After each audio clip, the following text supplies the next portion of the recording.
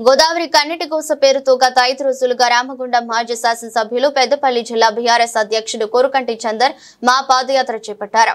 ఈ మహాపాదయాత్ర రాత్రి సిద్దిపేటకు చేరుకుని ఓ ప్రైవేట్ ఫంక్షన్ హాల్లో బస చేసి ఉదయం చేపట్టారు.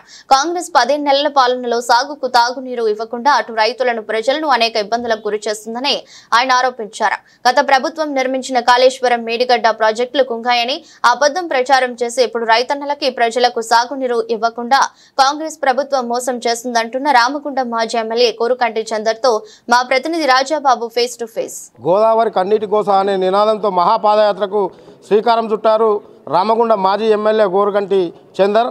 ఇందుకు ఈ మహాపాదయాత్ర ఎందుకు చేపట్టిండో అసలు తన ఉద్దేశం ఏంది అని అడిగి తెలుసుకునే ప్రయత్నం చేద్దాం. సార్ చెప్పండి, మీ మహాపాదయాత్ర ఉద్దేశం ఏంది?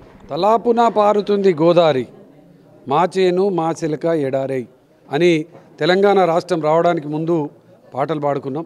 తెలంగాణ రాష్ట్రం ఏర్పడ్డ తర్వాత తెలంగాణ ఉద్యమ మహాసారథి కేసీఆర్ గారు, తెలంగాణ తొలి ముఖ్యమంత్రి వర్యులు కేసీఆర్ గారి నేతృత్వంలో మాకు నిండు కుండలాగా గోదావరిని చేసిండ్రు. కాళేశ్వరం ప్రాజెక్టు నిర్మాణం చేసి పచ్చని పొలాలు, ప్రతిరోజు మంచి తాగడానికి మంచి నీళ్లు.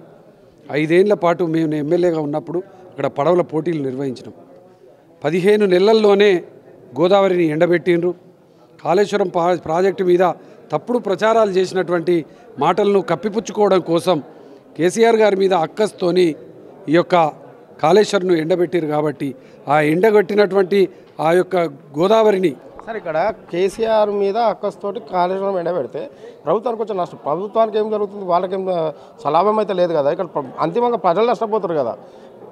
మేడిగడ్డ కుంగిపోయింది, కాళేశ్వరం ప్రాజెక్ట్ సరిగా డిజైన్ చేయలేదు అని చెప్పేసి వాళ్ళు ఇంతకుముందు ఆరోపించారు. కాబట్టి దానికోసం ఇట్లా ఏమన్నా ఆపిరాని అనుకుంటున్నారా? ప్రజలకు ఏమైనా కూడా వాళ్ళకు అవసరం లేదు. ప్రతిపక్షాలను, నాయకులను ఇబ్బంది పెట్టాలనే ఆలోచన తప్ప వాళ్లకు ప్రజల మీద సోయి ఉన్నట్టయితే తమన ఆ ప్రాజెక్టే కుంగిపోతే 15 నెలల్లో రిపేర్ చేపియలేవా నువ్వు? మరి కాళేశ్వరం సేఫ్ అని ఉత్తమ్ కుమార్ రెడ్డి ఎందుకు ప్రకటించిండు? ఇది అంతా దొంగ మాటలు, అబద్ధపు ప్రచారాలు, మళ్ళీ అబద్ధాన్ని కప్పిపుచ్చుకోవడం కోసమే ఆడుతున్నటువంటి డ్రామాలు. ఇలా ఎండబెట్టిరు గోదావరిని. ఆ ఎండిపోయినటువంటి గోదావరి పాపం తప్పకుండా ఈ యొక్క ప్రభుత్వానికి తాకక తప్పదు. సార్ సంక్షేమ పథకాల విషయంలో చూసుకుంటే ఇప్పుడు వాళ్ళు ఇచ్చిన హామీలు ఈ 15 నెలల పాలనలో మీరు ఎట్లా చూస్తారు? వాళ్ళు దొంగ హామీలు, మోసపు హామీలు అని ఇలా ప్రజలకు అర్థమైపోయింది. 2500 రూపాయలు మహిళలకు ఇస్తామన్నారు, ఇప్పటికీ వేయడం లేదు. 4000 రూపాయలు పెన్షన్ పెంచుతామన్నారు, ఇప్పటికీ పెన్షన్ లేదు. కళ్యాణ లక్ష్మి తులం బంగారం ఇస్తా అన్నారు, ఇప్పటికి ఇవ్వడం లేదు. చదువుకున్న పిల్లలకు స్కూటీలు ఇస్తామన్నారు, ఇవ్వడం లేదు.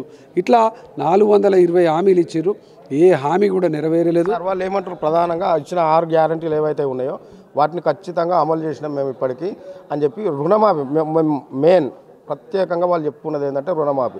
2 లక్షల రుణమాఫీ అనేది రాష్ట్ర వ్యాప్తంగా కావచ్చు, దేశవ్యాప్తంగా ఇది ఎక్కడ ఏ ప్రభుత్వం చేయలేదు, మేము చేసినాం. అదొకటి. ఉచిత బస్సు ప్రయాణం, గ్యాస్కు 500, ఇట్లా ఒక్కొక్కటిగా నెరవేరుస్తున్నాం. కేసీఆర్ ప్రభుత్వం, గత బీఆర్ఎస్ ప్రభుత్వం ఖజానా ఖాళీ చేసింది. అక్కడక్కడ మేము ఇప్పుడే కొంచెం ఇది చేసుకుంటూ పరిపాలన సాగిస్తున్నామని చెప్పి వాళ్ళు చెప్తారు. దీన్ని ఏమంటారు? ఏ నియోజకవర్గంలోనైనా ఏ గ్రామానికన్నా వెళ్ళి కాంగ్రెస్ నాయకులు ఉండని, బీఆర్ఎస్ నాయకులు ఉంటారు, ఇంకా ప్రతిపక్షాలు అందరూ ఉంటారు. ఏ ఒక్క సామాన్య కుటుంబంలోకి పోయి ఈ ప్రభుత్వం ఇచ్చిన హామీలను నెరవేర్చిందా అని ఒక మాట అడుగుదాం అంతే.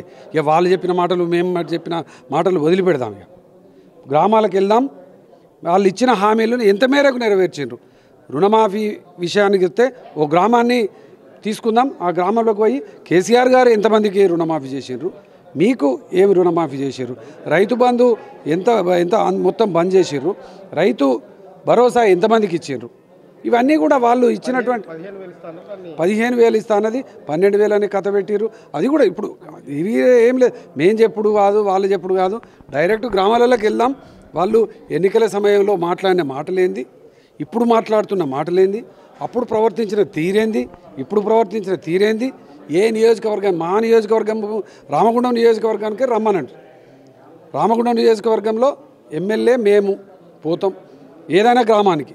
ఆ గ్రామంలో ఈ ప్రభుత్వం ఎన్నికల సమయంలో వాళ్ళు ఇచ్చిన హామీలు ఎన్ని నెరవేర్చిర్రు, ఎన్ని నెరవేర్చలేదు, వాళ్ళు నెరవేర్చింది ఎంతమందికి లబ్ధి అయింది, ఎంతమందికి లబ్ధి కాలే, మేము మాట్లాడతాం, వాళ్ళు మాట్లాడి అది రేపు సమాజానికి చెప్తాం. సార్ చివరిగా ప్రభుత్వానికి కావచ్చు, ఇటు ప్రజలకు ఏం చెప్పదలుచుకున్నారు, ప్రభుత్వానికి మీరు ఏం హెచ్చరిక చేయదలుచుకున్నారు? ప్రజల్లారా మళ్ళొకసారి నీళ్ల కోసం ఉద్యమం చేయాల్సినటువంటి సందర్భం వచ్చింది. ప్రతి ఒక్కరూ కదలాల్సినటువంటి సందర్భం వచ్చింది.